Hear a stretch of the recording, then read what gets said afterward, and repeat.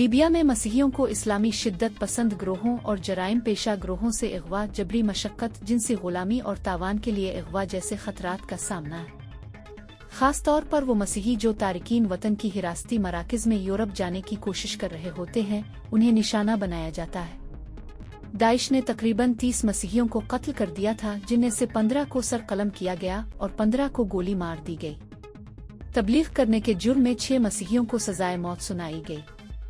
मिलाख ने बताया कि लीबिया के मसीही शदीद के दबाव का सामना करना पड़ता है कि वो अपने ईमान से दस्तबरदार हो जाए। उन्हें आजमाइशों का भी सामना करना पड़ सकता है। बहुत से मसीहियों को अपना ईमान खुफिया रखना पड़ता है। ज़ैली सहाराई अफ्रीका के गैर मुल्की मसीहियों को भी इस्लामी अस्करियत पसंद और जराइम पेशा ग्रोहों की तरफ से निशाना बनाया जाता है। ये गिरोह उन्हें अगवा कर सकते हैं और बाज़ औक़ात उन्हें बेदर्दी से कत्ल भी कर सकते हैं। उन्हें हरासा और धमकियां भी दी जाती हैं।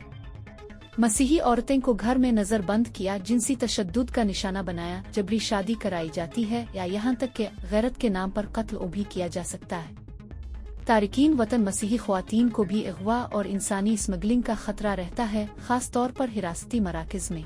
लीबिया में मसीहियों को अपनी मजहबी आज़ादी के हवाले से शदीद खतरात, समाजी दबाव और हुकूमती पाबंदियों का सामना है, खास तौर पर वो लोग जो इस्लाम से मसीहियत में तब्दील हुए हैं। अगर आप मजीद ऐसी वीडियोस देखना चाहते हैं और आपको हमारी वीडियो पसंद आई तो हमारा चैनल सब्सक्राइब करें। मालूमात का काबिल एतमाद जरिया CRC जुड़े रहें CRC के साथ।